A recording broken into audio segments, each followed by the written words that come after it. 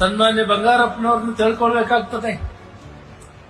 1991ರಲ್ಲಿ ಅವರು ಮುಖ್ಯಮಂತ್ರಿ ಆದ ಮೇಲೆ ಒಂದು ದೊಡ್ಡ ಜವಾಬ್ದಾರಿ ಅವರಿಗೆ ಬಂತು.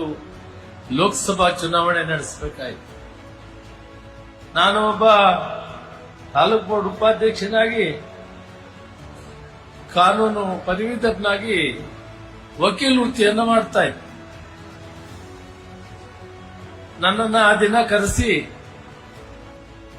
ನಮ್ಮ ಜಿಲ್ಲೆಯ ಉಸ್ತುವಾರಿ ಸಚಿವರು ವಿ ಮುನಿಯಪ್ಪನವರು ಮತ್ತು ಅವರ ಜೊತೆಯಲ್ಲಿ ನಾಗರಾಜ್ ಅಂತ ಬ್ಯಾಕ್ವರ್ಡ್ ಕ್ಲಾಸ್ನ ಮುಖಂಡರು ಮತ್ತು ಜಿಲ್ಲಾ ಕಾಂಗ್ರೆಸ್ ಅಧ್ಯಕ್ಷರ ಆದಿಯಾಗಿ ಎಲ್ಲ ಮುಖಂಡರು ಕೂಡ ಆಶೀರ್ವಾದದಿಂದ